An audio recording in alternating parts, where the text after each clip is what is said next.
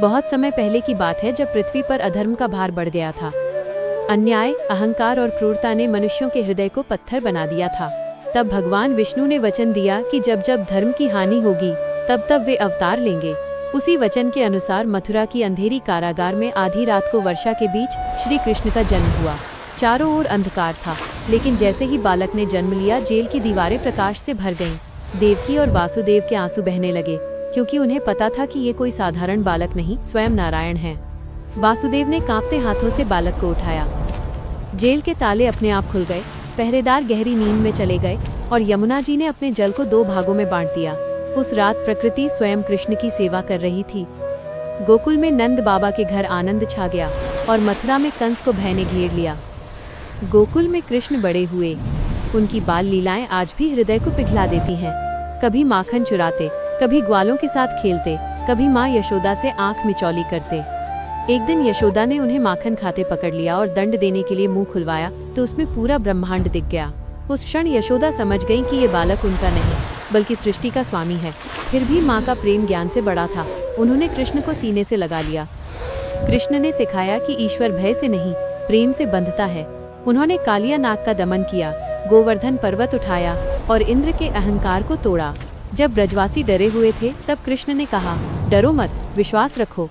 7 दिन तक उन्होंने अपनी छोटी उंगली पर गोवर्धन को उठाए रखा और बताया कि जो शरण में आता है उसकी रक्षा स्वयं भगवान करते हैं। राधा के साथ उनका प्रेम केवल सांसारिक प्रेम नहीं था, वह आत्मा और परमात्मा का मिलन था। राधा बिना कृष्ण अधूरी थी और कृष्ण बिना राधा शून्य। यह प्रेम सिखाता है कि सच्चा प्रेम अधिकार नहीं, समर्पण होता है। समय बीतता गया। कृष्ण मथुरा लौटे, कंस का वध किया और अन्याय का अंत किया। लेकिन वे वहीं नहीं रुके। वे द्वारका गए और एक राजा बने, परंतु उनका हृदय सदा एक साधारण ग्वाले जैसा रहा। उन्होंने कभी अपने लिए कुछ नहीं मांगा, सदा दूसरों के लिए जिए। महाभारत के समय कृष्ण ने संसार को सबसे बड़ा ज्ञान दिया। अर्जुन युद्ध भूमि में टूट चुका था। अपने ही लोगों को सामने देखकर उसका धनुष गिर गया। तब कृष्ण ने कहा, कर्म कर, फल की चिंता मत कर। जो होना है वो होगा, तू केवल अपना धर्म निभा। गीता का हर शब्द आज भी मनुष्य को रास्ता दिखाता है। कृष्ण ने बताया कि जीवन संघर्ष है, लेकिन उससे भागना समाधान नहीं। कृष्ण ने सिखाया कि जो हमें प्रिय है उसे छोड़ना भी धर्म हो सकता है। उन्होंने स्वयं अपनों की आलोचना सही, अपमान सहा, लेकिन धर्म का मार्ग नहीं छोड़ा। उनका जीवन बताता है कि भगवान होना आसान नहीं, लेकिन सही होना जरूरी है। जब उनका समय आया तब भी वे मुस्कुराए। एक साधारण शिकारी के तीर से उनका शरीर छूटा, लेकिन उनकी लीला समाप्त नहीं हुई। वे हर उस हृदय में जीवित हैं जहाँ प्रेम है, जहाँ करुणा है, जहाँ धर्म है। आज भी जब कोई टूटता है तो कृष्ण कहते हैं, मैं हूँ। जब कोई हार मानता है तो कृष्ण कहते हैं, अभी नहीं। जब कोई अकेला होता है तो कृष्ण कहते हैं, तू अकेला नहीं है। श्री कृष्ण कोई मूर्ति नहीं, वे जीवन जीने की कला हैं। जो उन्हें समझ गया वो कभी हारता नहीं। क्या जब श्री कृष्ण गोकुल में बड़े हो रहे थे तब हर दिन कोई न कोई लीला होती थी।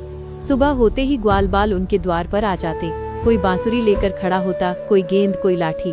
कृष्ण हंसते हुए बाहर आते और कहते, आज किसका मन जीतना है। फिर सब जंगल की ओर निकल पड़ते।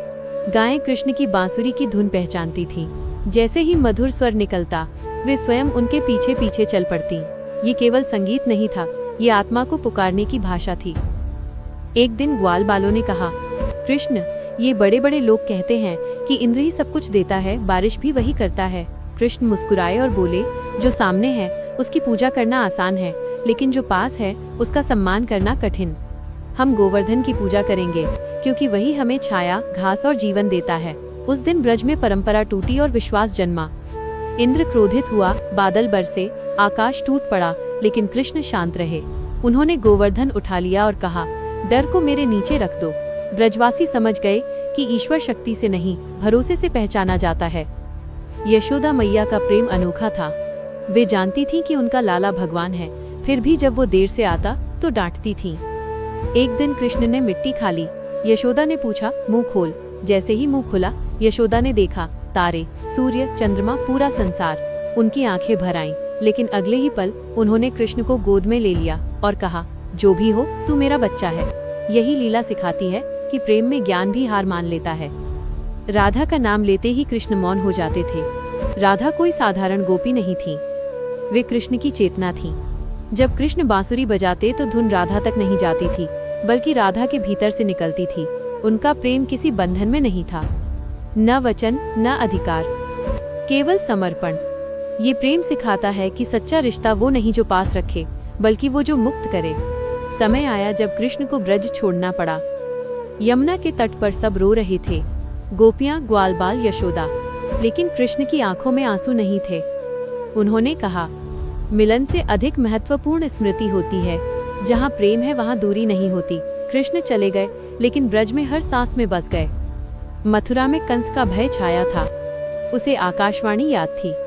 उसने अत्याचार की सीमा पार कर दी थी। कृष्ण ने आते ही अखाड़े में पहलवानों को परास्त किया और कंस का अंत किया। यह केवल एक राजा की मृत्यु नहीं थी, ये अहंकार का पतन था। कृष्ण ने सिखाया कि जो सत्ता करुणा के बिना हो, वो अधिक दिन नहीं टिकती। द्वारका में कृष्ण राजा बने, लेकिन सिंहासन ने उन्हें बांधा नहीं। वे सदा सबके साथ रहे। सुदामा आए, फटे वस्त्र, खाली हाथ। कृष्ण दौड़कर मिले, चरण धोए, गले लगाया। सुदामा कुछ मांग नहीं पाए।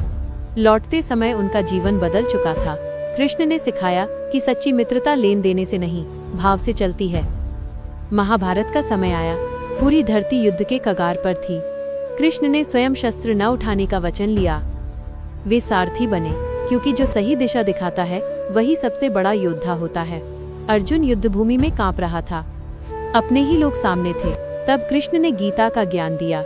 उन्होंने कहा, तू निमित्त मात्र है, जो होना है वो हो चुका है, तुझे केवल अपना कर्म करना है। यह वाक्य आज भी मनुष्य को उठ खड़ा करता है। कृष्ण ने पांडवों के साथ रहते हुए छल भी किया, लेकिन वो छल अधर्म के विरुद्ध था। उन्होंने सिखाया कि नियम से बड़ा न्याय होता है। जहाँ नियम अन्याय करने लगे, वहाँ विवेक से निर्णय लेना ही धर्म है। अंत समय आया, द्वारका डूबने लगी। कृष्ण पीपल के नीचे लेटे थे। एक साधारण शिकारी ने तीर चला दिया। शरीर छूटा, लेकिन मुस्कान वही रही। उन्होंने शिकारी को क्षमा कर दिया, क्योंकि कृष्ण जानते थे देह नश्वर है, लीला अनंत है। आज भी जब कोई माँ अपने बच्चे को प्रेम से पुकारती है, वहाँ कृष्ण है। जब कोई मित्र बिना स्वार्थ साथ खड़ा होता है, वहाँ कृष्ण है। जब कोई गिरकर फिर उठता है, वहाँ कृष्ण है। कृष्ण मंदिर में नहीं, कर्म में मिलते हैं। कृष्ण शब्दों में नहीं, अनुभव में मिलते हैं। जो जीवन को प्रेम से जीना सीख ले, वही कृष्ण को पा लेता है। जब श्री कृष्ण गोकुल में थोड़े और बड़े हुए, तब उनकी लीलाएं केवल बाल क्रीड़ा नहीं रहीं, वे जीवन की शिक्षा बन गईं। वे ग्वालों के साथ खेलते हुए भी सबको कुछ न कुछ सिखा देते थे। कोई हार जाता तो कृष्ण कहते, हार में भी मुस्कुराना सीखो, क्योंकि जीत हमेशा तुम्हारी होगी। कोई जीतकर घमंड करता तो कृष्ण हंसकर कहते, आज जीत तुम्हारी है, कल समय की। उनके शब्द सरल होते थे, लेकिन भीतर बहुत गहरा अर्थ छिपा होता था। गायें कृष्ण को केवल चरवाहा नहीं मानती थीं, वे उन्हें अपना रक्षक समझती थीं। जब भी कोई गाय बीमार होती, कृष्ण चुपचाप जाकर उसके पास बैठ जाते, उसके सिर पर हाथ फेरते और कुछ बोलते नहीं। थोड़ी देर बाद गाय शांत हो जाती। लोगों ने देखा कि कृष्ण का स्पर्श दवा से अधिक असर करता है। यह लीला सिखाती है कि करुणा सबसे बड़ी शक्ति है। एक दिन ग्वाल बालों ने पूछा, कृष्ण, भगवान कहाँ रहते हैं?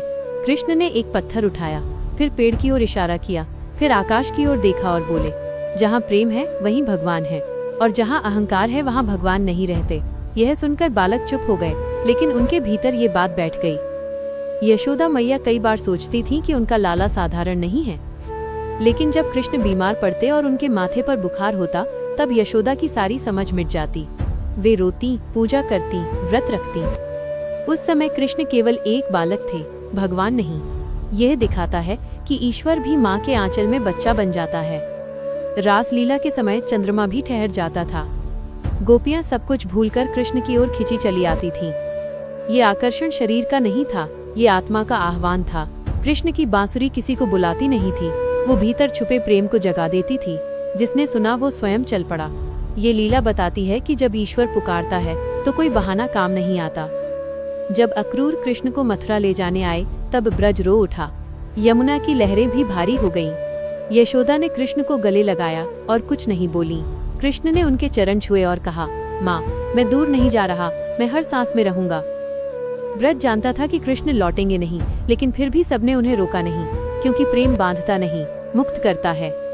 मथुरा में कृष्ण ने कंस के अत्याचार को समाप्त किया, लेकिन उन्होंने सिंहासन नहीं मांगा। उन्होंने अपने माता पिता को सम्मान दिया, गुरुओं को आदर दिया और प्रजा को सुरक्षा दी। यह सिखाया कि शक्ति मिलने पर भी नम्र रहना ही सच्चा धर्म है। द्वारका में कृष्ण के चारों ओर वैभव था, लेकिन उनके भीतर वही ग्वाला था। वे सभा में बैठते, लेकिन साधारण जन की बात पहले सुनते। किसी का दुख सुनते ही उनका मन विचलित हो जाता। वे राजा होकर भी सेवक थे। सुदामा का प्रसंग केवल मित्रता नहीं, त्याग की परीक्षा है। सुदामा कुछ मांगने नहीं आए थे, वे केवल प्रेम लेकर आए थे। कृष्ण ने उनके फटे कपड़ों में भी हीरा देखा। जब सुदामा लौटे तो झोपड़ी महल बन चुकी थी, लेकिन सुदामा वही थे। कृष्ण ने दिखाया कि सच्चा धन बाहर नहीं, भीतर बदलता है। महाभारत के समय कृष्ण हर जगह थे, लेकिन कहीं भी केंद्र में नहीं। वे निर्णय करवाते थे, लेकिन श्रेय नहीं लेते थे। पांडव हारते हारते बचे, लेकिन कृष्ण शांत रहे। उन्होंने सिखाया कि घबराहट समाधान नहीं, धैर्य समाधान है। अर्जुन जब युद्ध से टूट गया, तब कृष्ण ने केवल उपदेश नहीं दिया, उन्होंने अपना विराट रूप दिखाया। ये दिखाया कि मृत्यु भी जीवन का ही एक रूप है। जो इससे डर गया वो जी नहीं सकता। गीता का ज्ञान केवल युद्ध के लिए नहीं, जीवन के हर संघर्ष के लिए है। कृष्ण ने दुर्योधन को भी अवसर दिया, क्योंकि कृष्ण किसी के शत्रु नहीं थे। उन्होंने सिखाया कि अंतिम क्षण तक सुधार का द्वार खुला रखना चाहिए। जब द्वारका का अंत आया, तब कृष्ण जानते थे कि लीला पूरी हो चुकी है। उन्होंने सबको विदा किया, स्वयं शांत होकर पीपल के नीचे लेट गए। शिकारी का तीर केवल शरीर को लगा, आत्मा को नहीं। कृष्ण ने क्षमा दी, क्योंकि क्षमा ही उनकी सबसे बड़ी शिक्षा थी। आज भी जब मनुष्य अकेले में रोता है और अचानक हिम्मत आ जाती है, वही कृष्ण है। जब कोई गलत रास्ते से लौट आता है, वही कृष्ण है। जब कोई बिना कारण मुस्कुरा देता है, वही कृष्ण है। कृष्ण कथा समाप्त नहीं होती, क्योंकि कृष्ण समय नहीं है, वे चेतना है। जो उन्हें सुन ले वो बदल जाता है, जो उन्हें समझ ले वह मुक्त हो जाता है। कृष्ण केवल लीलाएं ही नहीं करते थे, वे हर मनुष्य के भीतर चल रहे द्वंद्व को भी समझते थे। गोकुल में कई ऐसे लोग थे जो बाहर से हंसते थे, लेकिन भीतर से टूटे हुए थे। कृष्ण उनसे अलग तरह से बात करते, किसी से मजाक में, किसी से मौन में, किसी से केवल नजर मिलाकर। वे जानते थे कि हर हृदय की भाषा अलग होती है। एक बार एक ग्वाला रो रहा था, क्योंकि उसकी गाय खो गई थी। कृष्ण कुछ नहीं बोले, बस उसके साथ बैठ गए। थोड़ी देर बाद गाय स्वयं लौट आई। ग्वाला बोला, कृष्ण आपने कुछ किया ही नहीं।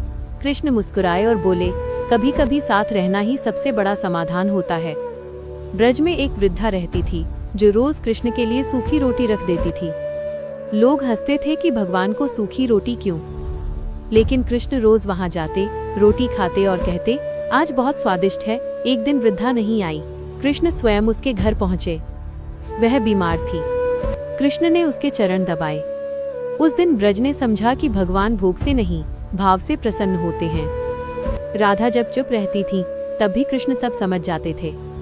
एक बार राधा ने कुछ नहीं कहा, बस दूर से बांसुरी की ओर देखा। कृष्ण ने बांसुरी रख दी, क्योंकि जहाँ राधा का मन दुखी होता, वहाँ संगीत भी रुक जाता था। ये प्रेम शब्दों का मोहताज नहीं होता, ये मौन में भी बोलता है।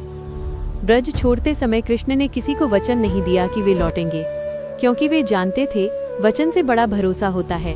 ब्रजवासियों ने कृष्ण को रोका नहीं, क्योंकि वे जानते थे कि जो सारा संसार संभालता है, उसे बांधा नहीं जा सकता। यमुना किनारे खड़े खड़े सब रोते रहे, लेकिन कृष्ण की पीठ सीधी थी। वे जानते थे ये विरह भी लीला है। मथुरा पहुंचकर कृष्ण ने केवल कंस का वध नहीं किया, उन्होंने भय का वध किया। वर्षों से लोग डर के साए में जी रहे थे। उस दिन लोगों ने पहली बार खुलकर सांस ली। कृष्ण ने कहा, जो डराकर राज करे उसका अंत निश्चित है, लेकिन उन्होंने बदले की भावना नहीं रखी। कंस का शरीर गिरा, लेकिन उसके कर्मों से भी उन्होंने शिक्षा ली। गुरु संदीपनी के आश्रम में कृष्ण एक साधारण शिष्य थे। वे गुरु के चरण धोते, लकड़ी लाते, सेवा करते। किसी को पता नहीं चलता था कि यही बालक द्वारका का राजा बनेगा। कृष्ण ने सिखाया कि ज्ञान अहंकार से नहीं, विनम्रता से मिलता है।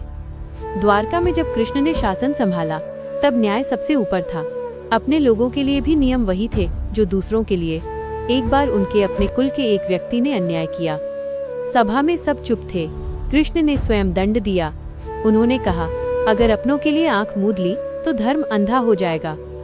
सुदामा के जाने के बाद कृष्ण देर तक मौन बैठे रहे।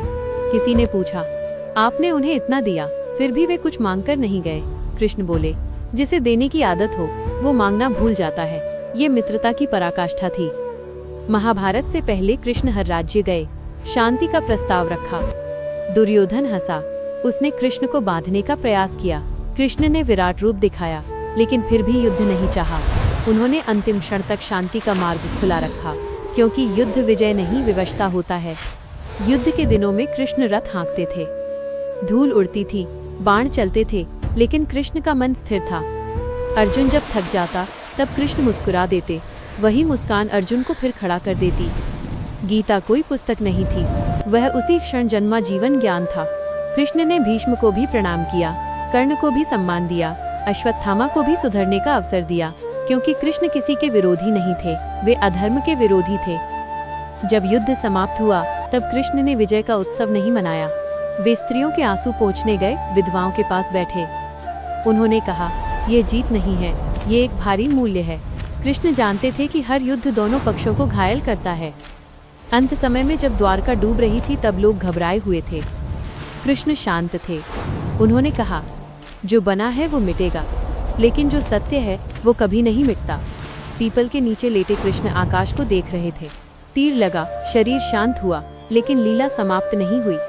आज भी जब कोई इंसान गलत रास्ते पर जाकर रुक जाता है, कोई अदृश्य हाथ उसे सही दिशा में मोड़ देता है, वही कृष्ण है। जब जीवन में अंधकार होता है और अचानक भीतर से आवाज आती है, डर मत, वही कृष्ण है।